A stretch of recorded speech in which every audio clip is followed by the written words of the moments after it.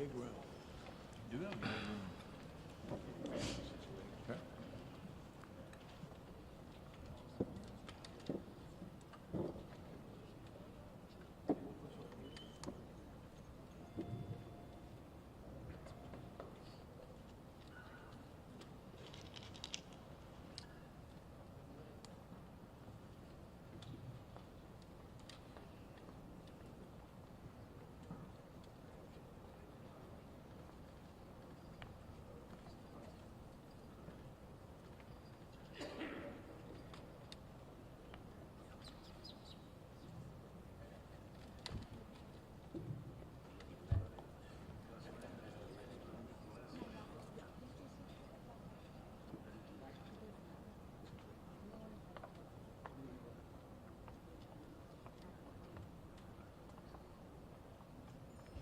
All righty, I think we're ready to go.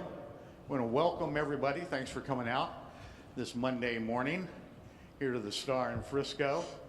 I'd like to introduce our participants here on the stage, who everybody knows. Of course, Cowboys owner, president, and general manager, Jerry Jones.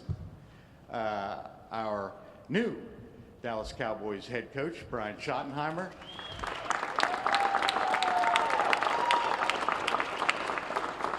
And Chief Operating Officer, Executive Vice President of Player Personnel, and co-owner, Stephen Jones. All right. Yeah, we'll clap for you. Now, what we'd like to start off with is some remarks from our head coach, Brian Schottenheimer. And then we'll follow that up with questions. Thank you, Tad. First of all, I'd like to thank Jerry, Miss Jean, Stephen, Charlotte, Jerry Jr., the entire Jones family. Over the past 3 years that I've been here, it's been really incredible to get to know them. But I would say really over the past 4 or 5 days, as we've spent a lot of hours together, that I really realized why this organization, but most importantly, this family is so special. So thank you guys for the opportunity. From a football family, the Schottenheimers, to the Jones, thank you guys for this incredible, incredible opportunity. And I look forward to working so closely with the entire family in continuing the legacy and tradition of this football team and the special brand that it has. I'm honored and privileged to be the next head coach of the Dallas Cowboys. I'd like to just talk briefly about some of the people that we're looking for. And there's a lot of those young men in the back of the room here that, as you guys will learn from me, the Schottenheimers tend to be criers. And that just means we show our emotions. And so the type of people we're looking for that are modeled by a lot of the young men in the back that I will talk directly to them in a minute is just a special group. We're looking for world-class competitors, guys that want to compete every day to be the best versions of themselves. We are looking for people with a relentless work ethic. I was taught at a young age by my father that you can outwork people in this business. You don't belong in this organization if you don't value relationships. This business has never been about X's and O's. It's about people. And when I thought about it, I can't imagine sitting up here with a better group of people, a better family to do this with. So I thank you guys for that opportunity. And lastly, the type of people that we want, people that love this game. The game of football has given me so much, my family so much, but if you're not passionate about the game of football and the shield and what it represents, then you're probably in the wrong line of business.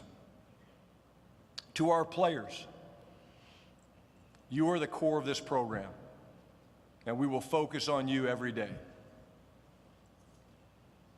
To Dak, JT, JB, Demo, Brock, T-Sizz, Josh Butler, Kalen, Carson, Scooney, you're back there. I don't know if anybody else snuck in that I missed. It means the world to me that you guys are here. And I can't wait to do this alongside you, to get to know you guys at an even deeper level. I want to get to know your hearts. I want to capture your hearts and let you guys get a great feel for me. But thank you for being here. It means the world to me.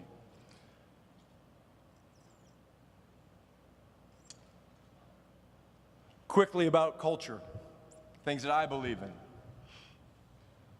The family first mantra, which is embodied by the Jones family. To do and make the sacrifices that we make in order to pursue excellence, it requires the sacrifice, and you need to make it fun. My conversation with the Joneses has been incredible. We see football the same way. It's a first-class organization all the way. You can't. I've never been in the big room, Jerry. Stephen, I've never been in the big room. But it's a first-class organization. But please understand this. A first-class organization is not just about the structure or the walls. It's about the way that we treat one another, about the way that we earn each other's trust and respect, and the way we just treat our fans. We treat the people that matter to us most. What I'm going to challenge these guys to do is to let their personalities shine.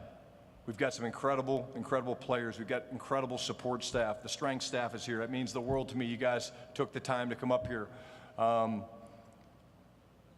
But to do what we need to do, it's going to take incredible amounts of hard work, but we're going to do it together. Our team, the Dallas Cowboys, will be driven by a competitive spirit and a love for one another. Lastly, I would be remiss if I didn't thank my family. It's been an incredible journey. I've had some opportunities when I was a much younger man that I didn't feel like I was ready. I'm ready now. I know what I want. I know what it looks like. But for you guys that have been with me the whole time, my extended family, I love you. Thank you for being here. To my sister that couldn't be here, Kristen, I know she's watching. She probably has on my dad's Schottenheimer jersey. To my wife, Jemmy. It's been an incredible journey. Lots of ups, lots and downs. You've always been by my side. You're my best friend, and I love you more than you know. To my kids, Sutton and Savannah, thank you for the sacrifices that you made to allow me to pursue my dream. You are my greatest achievement, and I love you. To my mom, one of the first ladies of pro football, when I saw her last night and I had a chance to embrace her, she said, "Baby, you did it. I love you." And in closing my remarks, there's one person that's not here today, but I'd be remiss if I didn't mention him. My father was a legendary coach, a great man, but he was an incredible father. And he's impacted me more than anyone in this profession. I know he's looking down on me. I know he's proud. And I miss him very much. But I know what he'd say to me. He'd say, "Brian, the easy part is over. It's time to get to work." I love you, Dad. Thank you, everybody that's here. Go Cowboys.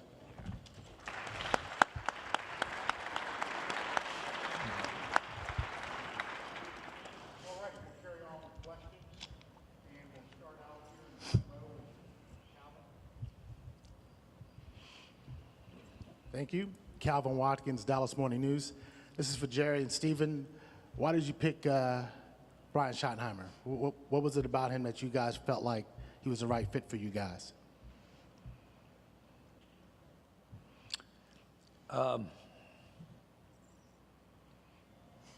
In the almost 35 years that I've been involved with the Dallas Cowboys,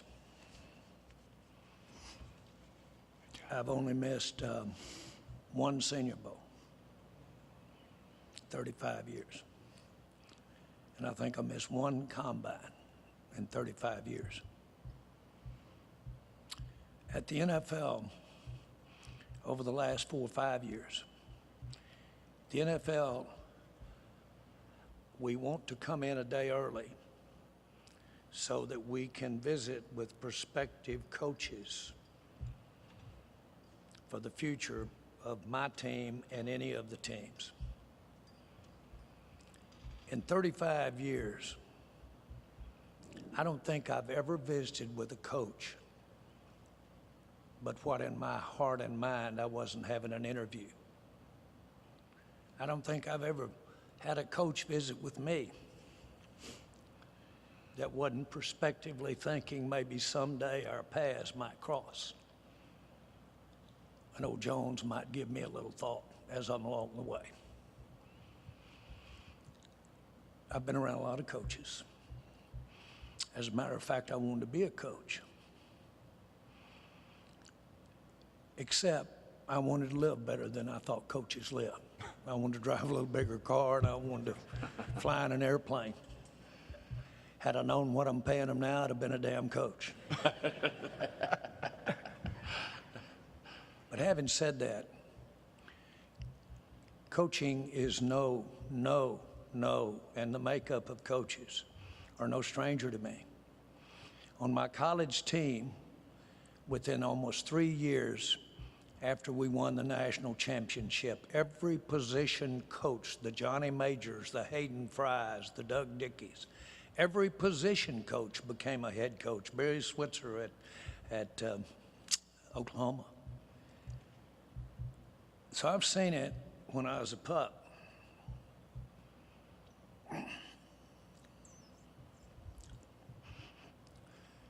I have a good background in the makeup of what a coach is. To think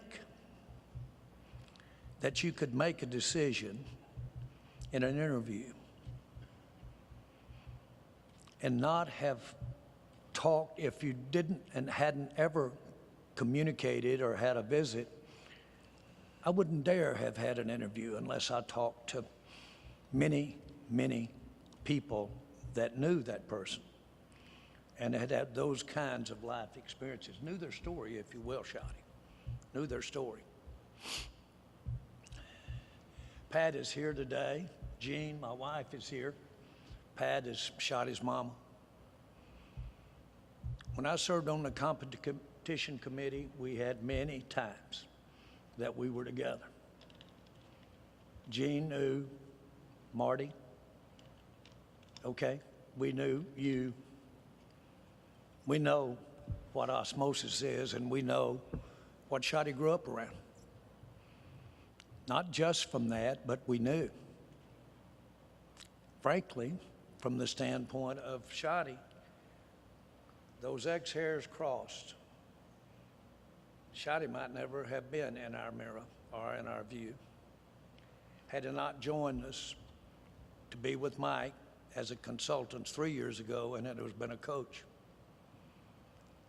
I've sat in handfuls of meetings with Shotty. I've listened, I've watched him have deference to his head coach. I've watched him have deference to experience guys like Zimmer, guys like got around. I've watched him bite his lip sometime when he didn't necessarily agree with that direction, but he bit his lip as his daddy would have told him to bite your lip. Have deference to the head coach. I've watched him exercise those things. I've particularly been a part of seeing what's brought this players in here today. Guys like Dak. And I know that Shotty is no stranger to these guys. I know he's no stranger to this building. Now, I get my proverbial ass kicked over needing people in my comfort zone. Without this thing being about me in any way, if you don't think I can't operate out of my comfort zone, you're so wrong. It's unbelievable. This is as big a risk as you could take. As big a risk as you could take. No head coaching experience. Let me share something with you. With all of that, you've just heard him reference his osmosis, his family. Anybody in this room that doesn't believe the apple doesn't go far from the tree has missed it someplace down the road, especially if there was an effort to make it that way, and there was an effort. But then you go around to the countless numbers of coaches that Schotty has served on staff with and been around, the countless players. How often do you have someone that has 25, I'm going to say 25, it may be 26, of years of working through the human relationship and working, aspiring to learn, have his ears and eyes wide open and looking for techniques and looking for things that make coaches better? How often do you have a chance to take advantage of all of that at 50 years old, which is a puppy? Yet he's had 25 years being around the kinds of things that he's going to have to draw on to be a coach of the Dallas Cowboys. I like his baggage. I like his baggage. I like that experience. But let me say this. I was standing with Schotty when he called his mother. And I heard the other end, and I was listening to Schotty. And one of the things he said to his mama is, "Mama, I'm going to get what Daddy didn't get a chance to get, or got a chance but didn't get. And I'm going to get a Super Bowl if it kills me." And his mother, of course, was emotional. This one will be for Daddy. The first one will be for him. I don't know what you call instincts. I don't know where you come. I really wouldn't dare try to tell you how Jimmy Johnson got here. I don't want to go into all the psychological stuff that caused Barry Switzer to be here, or Chan Gailey. But it wasn't just about X and O's. And it was about things that were all melded in with some of life's experience and using my own osmosis, how I got here. All of that comes to play. I've read where we didn't have but 4 or 5 interviews.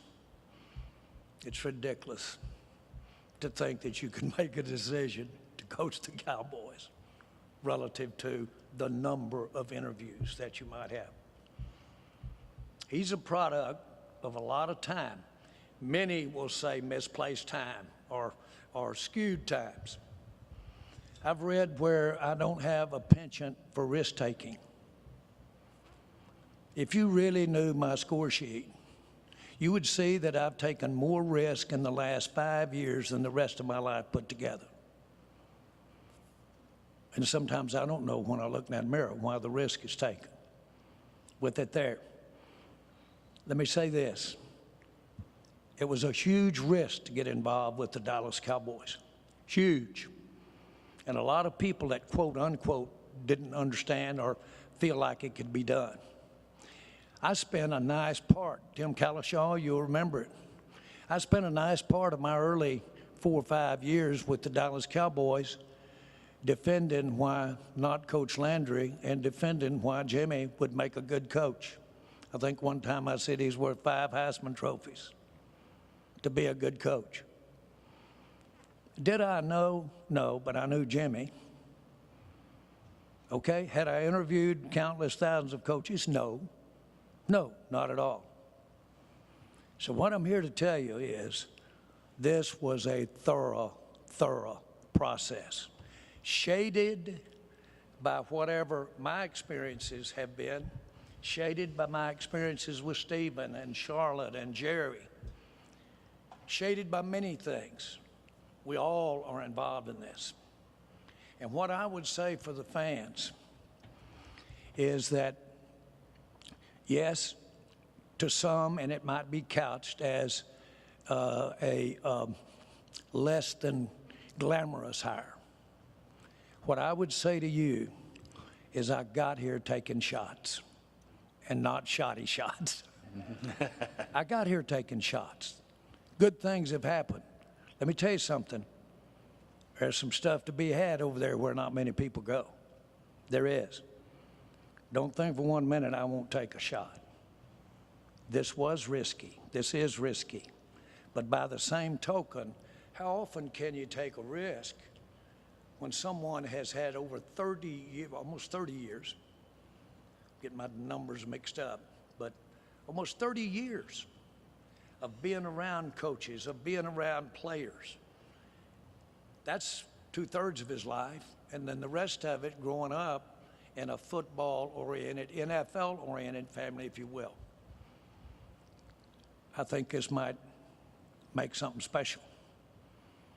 So I'm all behind what we're, to say the very least, Clarence, for your benefit, I'm all in here.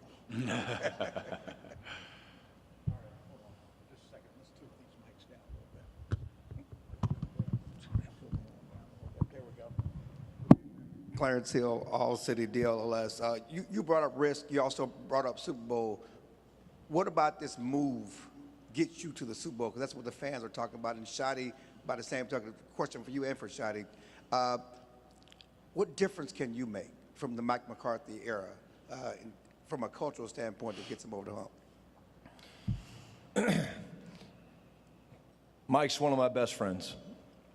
And when you talk about what Mike and this football team has done over the last 5 years, it's been some incredible, incredible success.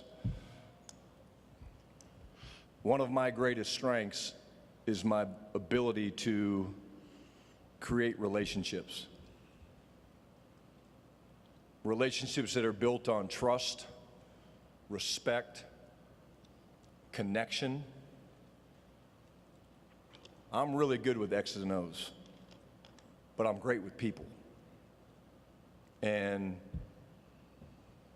the type of men that we have in this locker room are excited about that. And so I think as we build this thing out, as the culture comes together of this team, that's where I feel like my greatest impact will be felt. With the relationships, the ability to communicate. I've always been someone that was very good at having open dialogue, hard conversations, and I've always tried to paint very clear, bright lines. And that's what I plan to do as the head coach of the Dallas Cowboys. Excuse me, speak up. How does this get you to the Super Bowl? How does this move get you to the Super Bowl? Mike McCarthy left some good stuff here. One of them was Brian. He did leave. Mike McCarthy's a hell of a coach. He left some good stuff here. It was time for a change.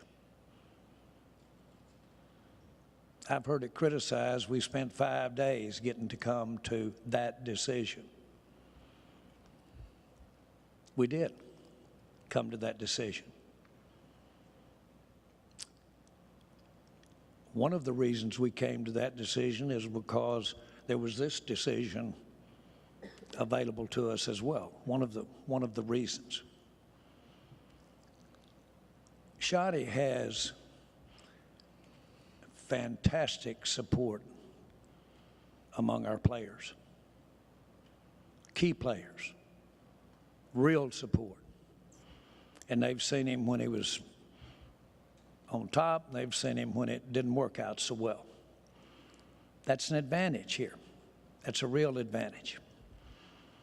That was big. That was real big. This process, I've read where it looked disjointed, it looked untimely, it looked those kinds of things.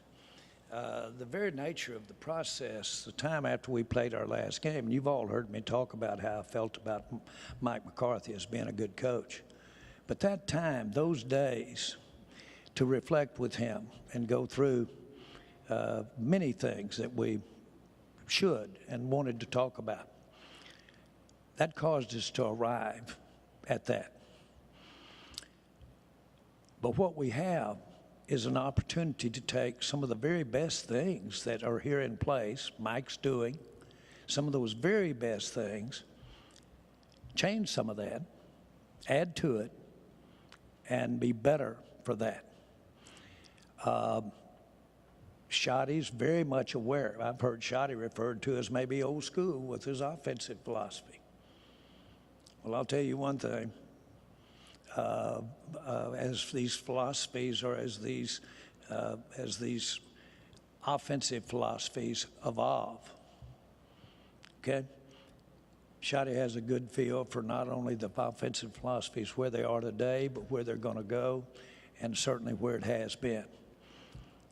That's rare to come in here with this kind of energy, this kind of, I'm going to show them. That's rare to combine those two things. Yeah, there'll be change, but we'll use in place some of the many things that we have here now. Brian, Todd Archer with ESPN. You said in the beginning that you weren't ready then to take a head coaching job. Why are you ready now? I think, over the past 19 years, when that first was afforded to me, when I was first-time coordinator with the New York Jets, and a bright spotlight. There were things that made me pause. Now, spending the better part of the last 19 years learning, listening, doing, I've learned things, almost more things that I don't believe in than things that I believe in. Todd, I've always tried to be someone that moves around. I want to be around incredible coaches and players and try to learn from them. And so going to Seattle was, I would say, critical to my development as a coach. Pete Carroll challenged me in a number of ways. He challenged me to continue to be authentic, to continue to dive into the relationships that matter, which is your coaches, your players, ownership. He challenged me offensively, to be honest with you. He challenged me with, hey, what do you think about this scheme? What do you think about that scheme? And the McVay-Shanahan style was taking off, and in Seattle we were competing against, Sean and Kyle, and so he was pressing me. So I just really feel like things changed for me when I went with Pete. Learned a ton from my dad and all the coaches, Mike and Steve Spurrier, all those guys. But Pete Carroll had a huge impact on me, and it probably sharpened my edge and sharpened my view on what I want this opportunity to look like. And that was a big change for me, and one that I'm excited about moving forward. And then for Stephen and Jerry, what do you guys need to do differently to support Brian and to end the 29-year drought that you guys have between going to a Super Bowl? Well, I think we, you always have to evaluate, where it didn't go right last year. And obviously we're also evaluating where it didn't go right, in terms of, this drought that people say we're in terms of a championship game or a Super Bowl. And, we just have to continue to make this roster better. It'll certainly be something that Jerry, myself, Will and his staff, and now Coach Schotty and his staff, we'll sit down and take a look and see what we have to do better. I think we got a lot of great pieces. You ask why Schotty? I think Schotty's the perfect combination of keeping some continuity, but also affecting change. And we have to support that as well in terms of being behind him and doing the things he wants to do. I've walked in Schotty's shoes. I have a lot of deference in myself as well, working with Jerry. Schotty did the same with Mike. Would he do things different? Is he going to do things different than Mike? Absolutely. I'm convinced of that. And, I think we got a great plan on defense. I think we got a great plan on special teams. We're putting that all together. That has to come together as a staff, and certainly Schotty leads that. And as he said, his best, some of his best characteristics are communications and working with people. And I see that. I've taken that in. I've gotten more respect through this process with him, and also talking to other men about the job. But certainly we'll do a real deep dive on putting some personnel together, whether it be through the draft, free agency. I know, typically that's not been the way we've done this team, but we'll certainly look at it and, put really good, not only players, but good football character people with some of the men we have in this room right now. And we have a lot of great players on this team. And certainly no one has excuses. We had a few challenges this year on the injury front, and that's why we think we do need to keep some continuity. Certainly every team, when they're looking for a coach out there, is looking, what's in the best interest of the quarterback. Certainly that played a role here. And, Dak's not making any coaching decisions, nor does he want to. But I can tell you every team who made a coaching decision was looking at how they solved for the quarterback. And, that's how you win in this league. I think we've got one of the best, if not the best, in terms of our quarterback. And he's the ultimate leader, and we just have to continue to put the pieces around. And, we're not naive. I know our fans, they're not going to believe, and there's going to be pressure until we get the job done. And certainly we didn't get the job done this year, and our ultimate goal is to win a Super Bowl. I can tell you, I've never seen a man more driven than Jerry. This is huge to him to go get this championship. And I know Coach Schottenheimer believes the same thing, and I know our players sitting in the back want it. I mean, they want it. They're driven to get it, and we've got to get the right people to put around them. We'll have turnover in our roster like we do every year, and our goal is to put together the best roster in the NFL. Steve Spurrier told me, I called him and asked him about Schotty as a ball player, how he got there. He said, well, to start with, he threw the first touchdown pass in our national championship season. I got mad at my Heisman Trophy winner under center and sent him out there, and damned if he didn't throw the touchdown pass. But he told me a lot about Schotty. I called Pete Carroll to talk about Schotty. Why did y'all split up? Why'd you fire Schotty if you fired him? How'd that happen? So we got into that real good, because Schotty has been effusive about the impact of not only his father, but Pete and the people that have shaped him along the way. But it's kind of interesting. Old Will and his staff, they go to the next door neighbors of these players that we're drafting or look at drafting, and get that next door neighbor to talk about them at that time. Boy, you need to do that when you're dealing with a head coach. Now, I didn't have to go to the next door neighbor with Jimmy. I didn't have to go to the next door neighbor with Barry. But, man, I've been to this guy's next door neighbor personally. And I like our shot with Schotty. John Machota with The Athletic. For Stephen, we know that you met multiple times with Brian, several hours. Can you just kind of go behind the scenes and share some of the stuff that was talked about during that, and at what point you guys kind of felt comfortable making him the next head coach? As I said, and certainly I probably more than anybody have respect, for what Schotty's role was. I mean, Mike was our play caller. He was our head coach, and then he was our play caller.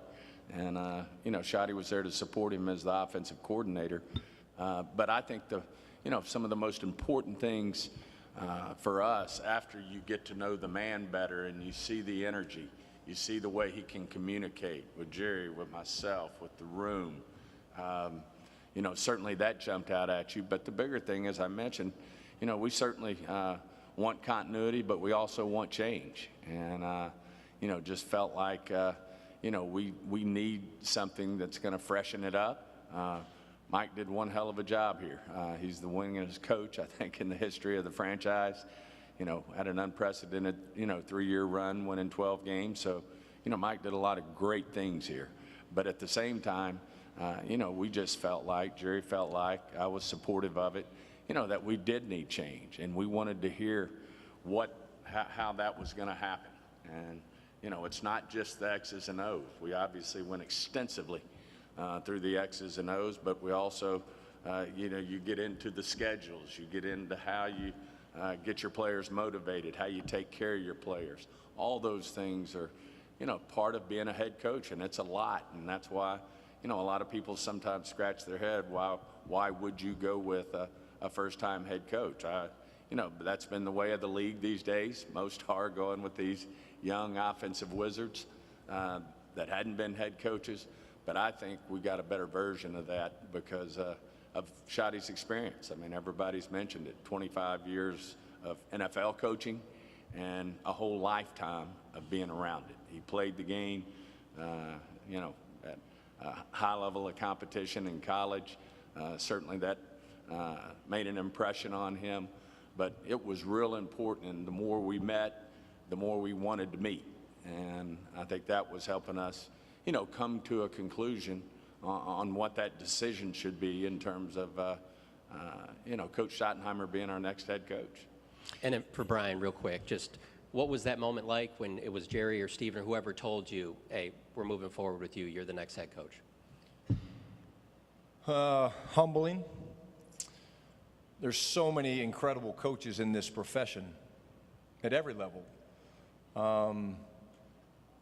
Again, I think I look back on my journey and, you know, the fact that I'm sitting up here with these two men in front of you guys is a great lesson for coaches. It's a great lesson for my kids, for some of our players about persistence.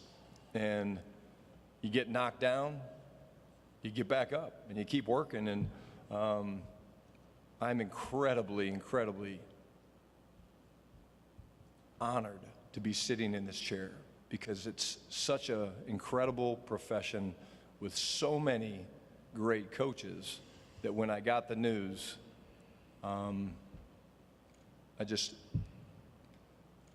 really couldn't speak. I really couldn't speak, and immediately I went to seeing my father's face and knowing how proud he would be of me. And I'll say he turned around and called his mama right there in front of us. And that was very emotional. And I kind of set him up.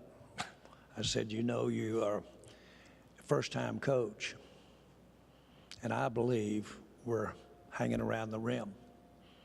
I think we've got in place a team that can get there right now. I had other coaches tell me that were wanting the job. You're right there, this, that, and the other. So I started to explain to him, but tongue-in-cheek, that I just couldn't take the risk of going with someone that was doing it for the first time. And then proceeded to go over some of the things that we talked about right there. And that's how he found out. He started, in my mind, finding out we'd be at our Monday morning coaches meetings. And we'd be sitting there, and this year, more often than not, I'd have my head down and just be sitting here listening. And all of a sudden, that shotty would pop out with something. I go, hell, that's pretty good. This is kind of a somber morning. That's pretty damn good. Okay. Those are the kinds of things that give you an advantage if you've have proximity. And that was an edge to go along with the many boxes over here that were not checked. But that was kind of the edge. Nobody, no situation checks all the boxes. Nick Harris, forward Star Telegram. This first one's for Jerry right here in the front. Where are we? Right here. You obviously know the man to your right very well. When you talk to fans are super impatient. They see two NFC East teams playing yesterday. Obviously the drought that we've spoken to. I know you've spoken to fan sentiment, but why should fans buy into Brian Schottenheimer? Well, you have touched on one point. our fans have been very patient. Very patient. And through you to them, I want to tell them how appreciative that I am of the support and of their interest in the Dallas Cowboys. Now, there's a whole bunch of those fans that look and are interested because they want to see me grovel, whatever it is. But I'm not putting that up there much. But to those fans who have been with us, this decision to bring Schotty in is risky. It's not a Hail Mary at all in any way. But it's founded over some very unique, as I started off, unique sets of circumstances. I know how much our fans are into the Dallas Cowboys. And for me to be into it is no solace at all. We're interested, they're interested, I'm interested in getting to those playoffs and winning. This is the best way that we can go to the playoffs and win. My next one's for Brian, if I could, really quick. You've worked with Dak Prescott for 3 years now. Obviously, he had a lot of support for you. What do you feel like you two can work on together to unlock even more of his game? Well, before I respond to that, I'd like to go back with one thing, Nick. Like, I'm not doing this by myself. I've got the incredible support of Jerry, Steve, and the Jones family. The young men that are sitting behind you, we're doing this together. So my message to the Cowboys fans and community is we're going to do this together, and we're going to build this thing the right way. We're going to get the culture right. The X's and O's will come. That doesn't matter. But the support and the work ethic of these guys that sit behind me, incredibly humbling that they know what it takes to win too. So it's not just me, it'll be me and the staff. Your second question, I apologize, was? You've worked with Dak for the last 3 years. What do you feel like you can get out of him? What do you feel like he can get out of you as well? You know, iron sharpens iron, and Dak and I have an incredible relationship, just like I have an incredible relationship with all these guys. Dak and I know how to push each other's buttons. We know how to have hard conversations. I laugh because I think about in training camp last year, a ball got intercepted, and we kind of had a thing in place where it was like, if you throw an interception, you come out. And so I took Dak out, and he's like, what? Like, he pushed back. He's like, ah. And the competitor in him is special. And so I think he and I working together, along with the rest of the guys, putting together the system. There'll be tweaks. There's going to be changes. But he's the type of worker that changes an entire organization. And I think he and I see the game of football offensively very, very similar. And we'll have tons of communication moving forward on some of the thoughts of things we want to do, whether it's tempo or, you know, some of the different things we're trying to do with our play action passing game, the run game, things like that. But he's easy to talk to, and I love and respect him along with all those guys. Hey guys, Patrick Walker, DallasCowboys.com. 2 questions. The first I'll lead to Schotty. Kind of circling back to what Jerry and Steven both said as far as freshening things up, looking for a change. From a head coach perspective, that's going to key in on the offense. Generally speaking, how do you look to move forward as far as modernizing the offense? You talk about solving for the quarterback. What does that look like under a Schottenheimer era? Yeah, again, I go back to my days with Pete. I think if you go back and you look at some of the things we did in Seattle, obviously the starting point for me would be things that our players do well. You're always going to start with that. If your system's not flexible enough to do what your players do well, then you're probably in the wrong business. But I'm a big believer in cut splits.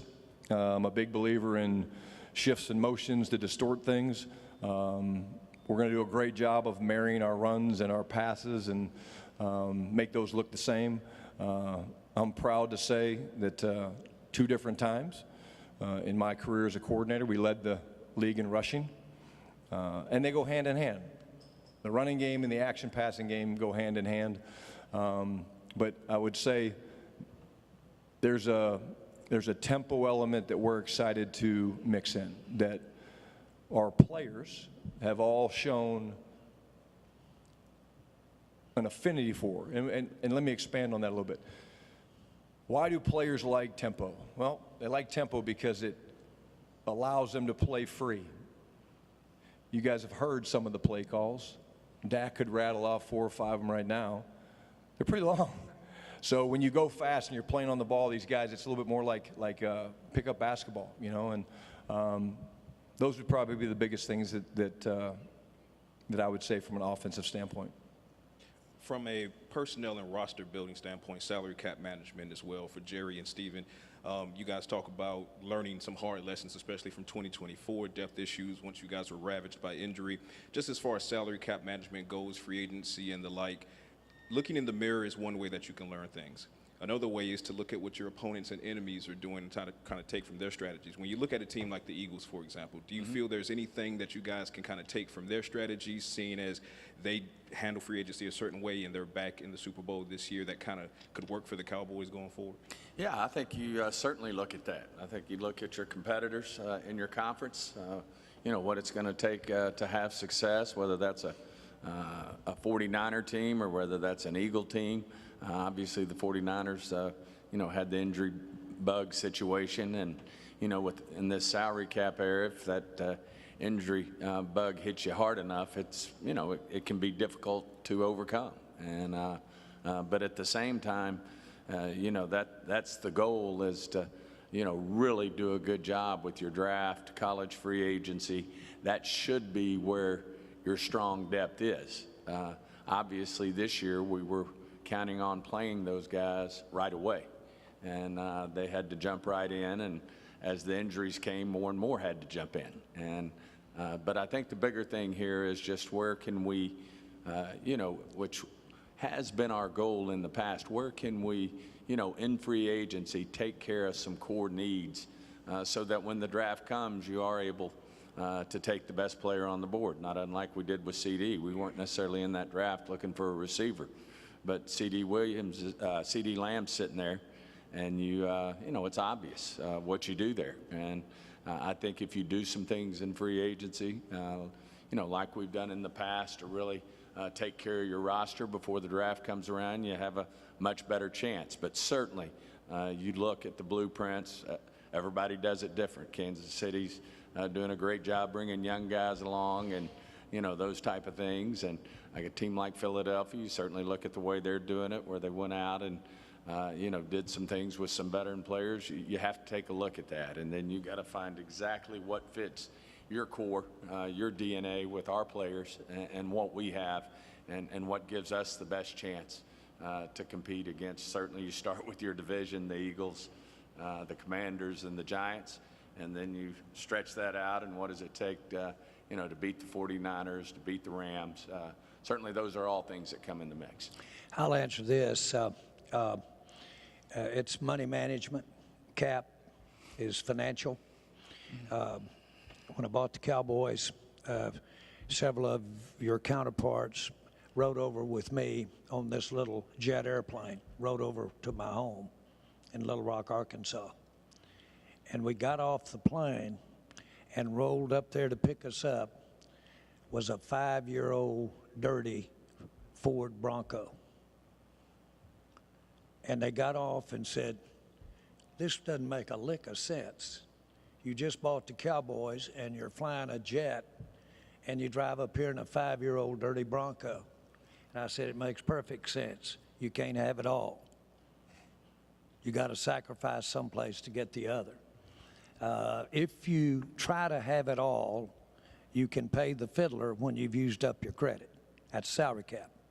That's a salary cap. Not one that we won't hear, oh, what about that team? They've got the same salary cap issue you do, and they've got that done. Well, it's because all teams are different, and they've made those decisions as they've moved along. We want to improve significantly how we are doing the cap. The cap takes a big hit when you're invested in players that have injuries, significant injuries. So the cap can take a big hit at that time, cap management, but it's still there. It's still there. It's as real as if it was never there, the availability of it. And so if somebody thinks it's daunting, I try to answer you when we're talking. And so you hear me talk about, well, we have to manage the cap. Why not this free agent? Why don't you go do this? Not necessarily why didn't you go do that with that, or the timeliness of how you did it, but why didn't you go do that? That's all management, okay? I want our fans to know that I can manage really good. I do real well managing. I do real well managing. I know that that bank account's full, that doesn't mean you got money. It just means you hadn't paid your bills due 60 days from now. So you got to look around the corner, you got to be good at it, and you got to live with the time that you're looking around the corner, okay? And so that's what you see here. No apologies. Everybody has to do it. We obviously hadn't done it well enough. I think our first Super Bowls that I was involved in were before the cap. And so we have to do a better job in that area. Can we? You bet you can. You bet you can. Now, all in, we just spent some of it for Dak. We spent some of it for Lamb. We spent some of it for several of our players. It was an allocation, an anticipation of what we weren't going to spend or not spend in the future. All of that said,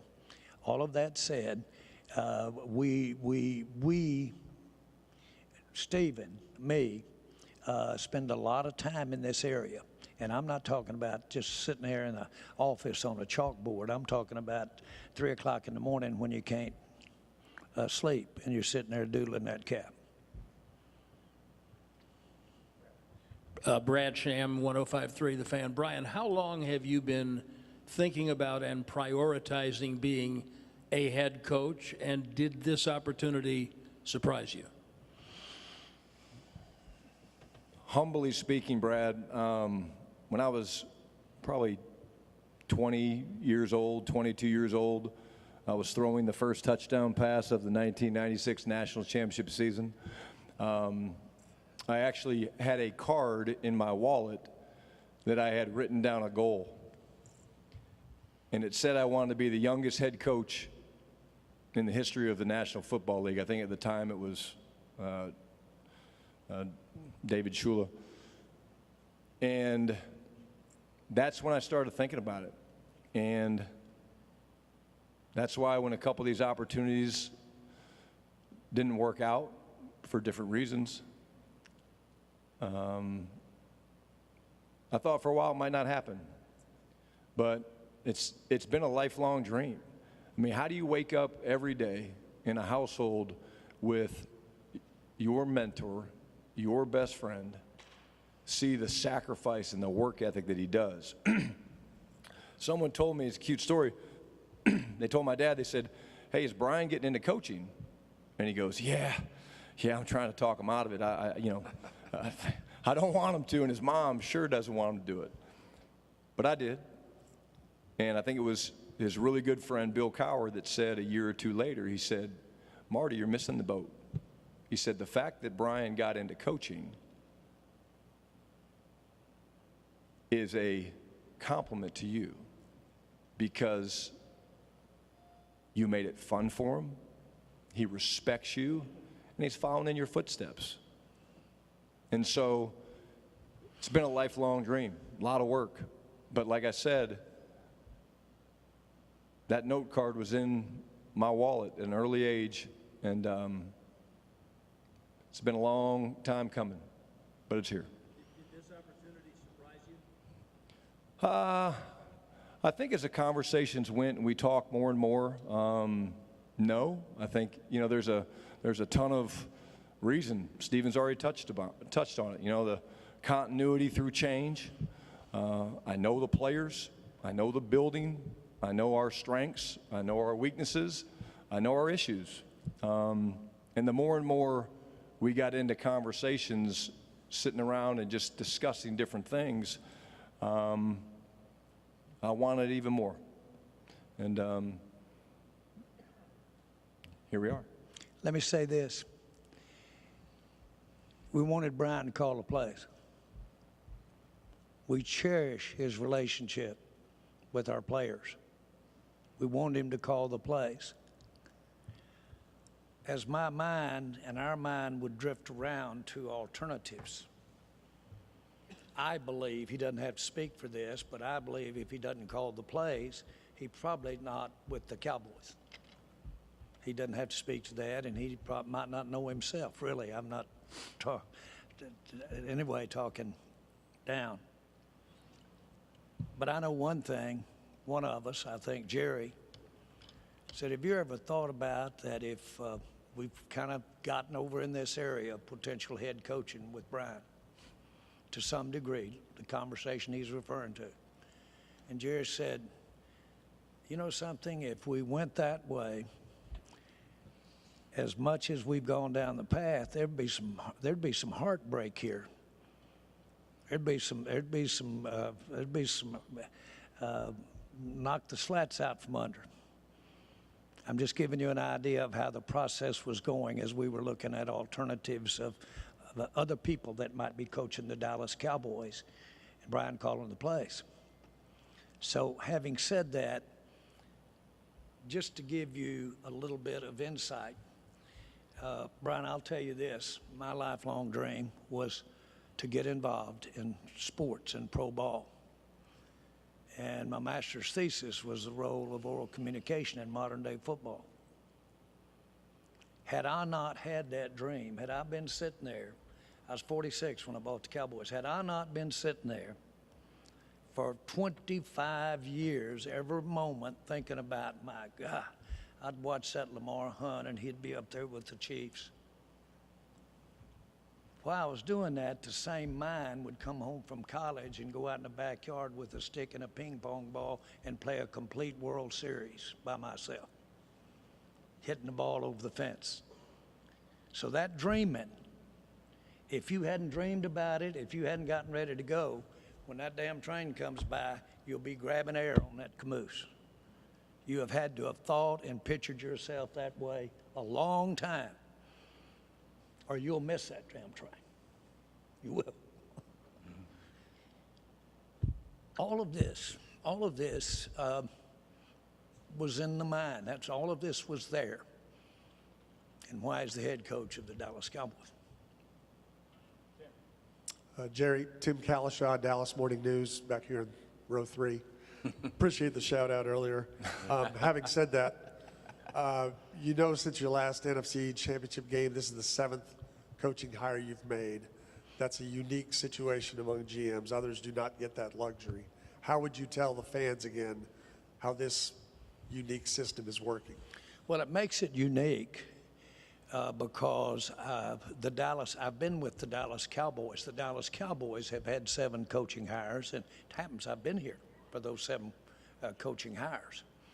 I'm not so sure, you know, average time a head coach coaches in the NFL is about 3.4, 3.5 years that they coach in the NFL average time.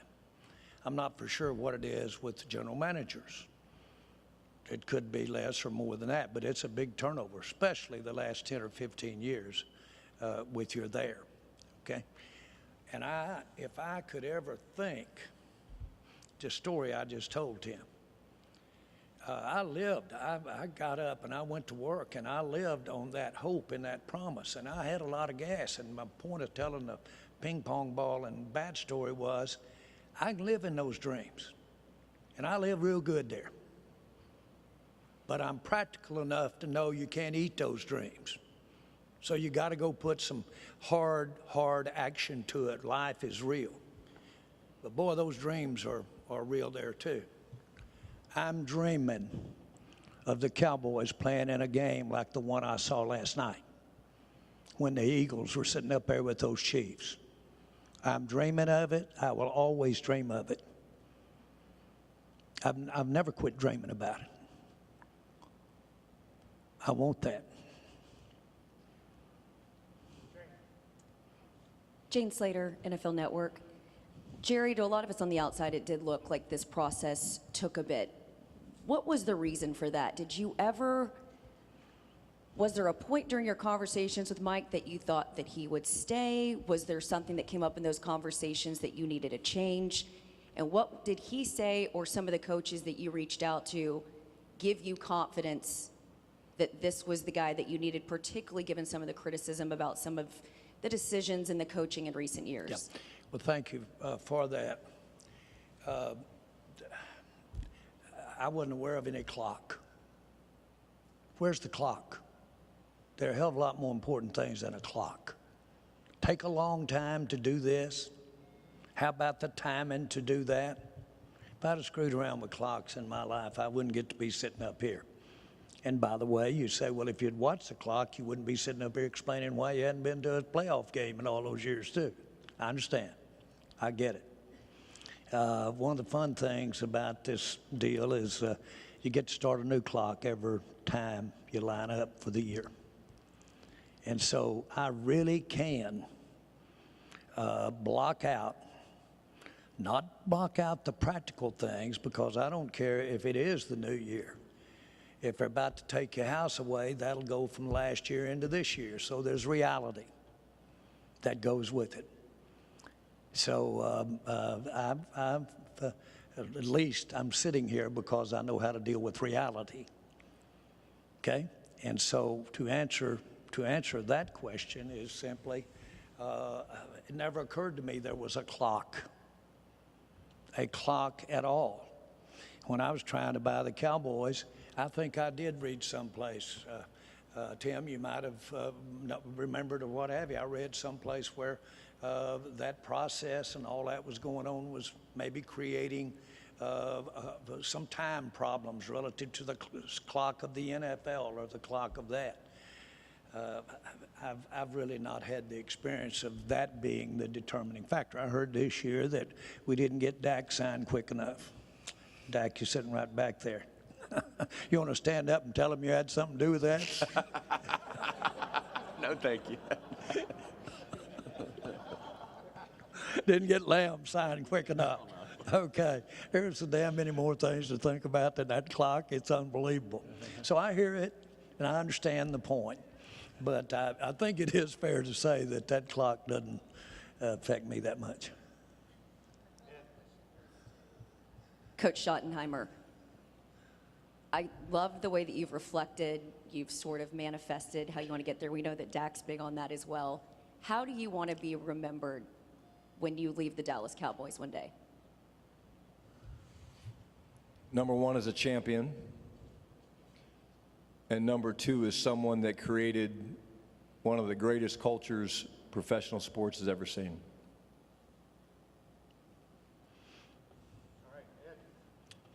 Ed Werder, WFAA, back here in row 4 next to Kalashaw.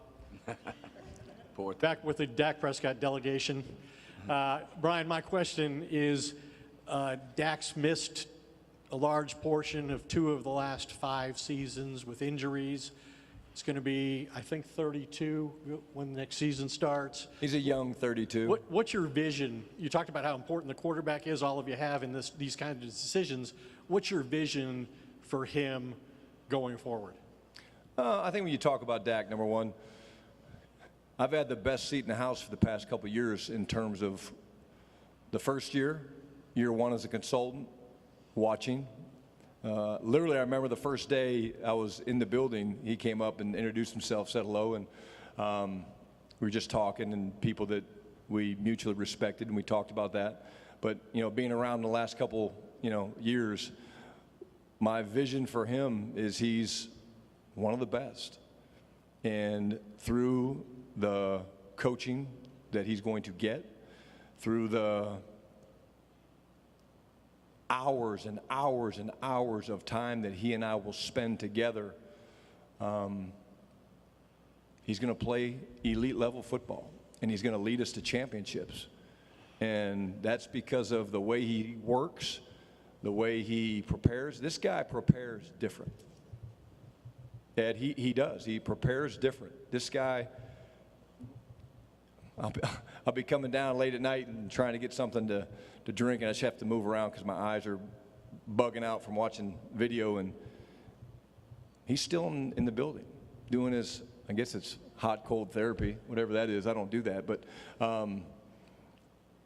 we got the right guy, and working closely with him and these other players, we're going to win, and we're going to win a championship.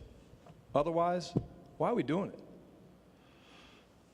Dak, you're sitting right behind Ed Werder there. Reach up there and squeeze him on his neck and show him what a little problem is with your health. Feels like. All righty, we're out of time, and thank everybody again for coming. Thank Jerry, Brian, Steve for being up here for over an hour. So we'll continue with some of the other things we're gonna do after this. Thank you, everybody. Picture.